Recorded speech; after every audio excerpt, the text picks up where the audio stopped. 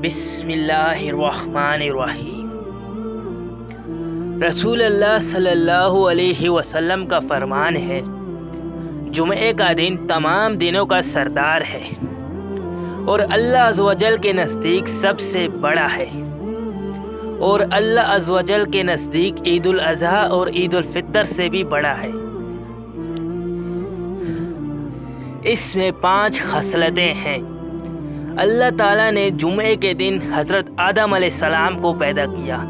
जुमे के दिन ही उन्हें ज़मीन पर उतारा। जुमे के दिन ही उन्हें वफ़ात दी। जुमे के दिन एक साथ ऐसी है कि बंदा उस वक्त जिस चीज़ का सवाल करेगा वो उसे देगा, जब तक हराम का सवाल ना करे। और जुमे के दिन ही क़यामत कायम होगी। कोई मुकर्रब फरिश्ता, आसमान, ज़मीन और हवा, पहाड़ और दरिया ऐसा नहीं कि जुमे के दिन से डरता ना हो। रसूल अल्लाह सल्लल्लाहु अलैहि वसल्लम ने जुमे के ज़िक्र में एक दफ़ा फरमाया कि इस दिन एक ऐसी घड़ी आती है जिसमें अगर कोई मुसलमान बंदा खड़ा नमाज पढ़ रहा हो और कोई चीज़ अल्लाह पाक से मांगे तो अल्लाह पाक उसे वो चीज़ ज़रूर देता है। हाथ के इशारे से आपने बतलाया कि वो साथ बहुत थोड़ी सी है।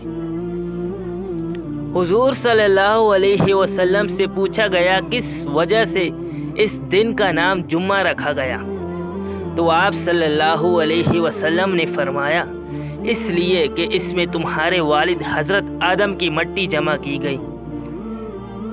इसमें बेहोशी और उठना है, इसी में पकड़ है, और इसकी आखिरी 3 घड़ियों में ऐसी घड़ी है जो इसमें अल्लाह से दुआ मांगे, इसकी दुआ कबूल हो।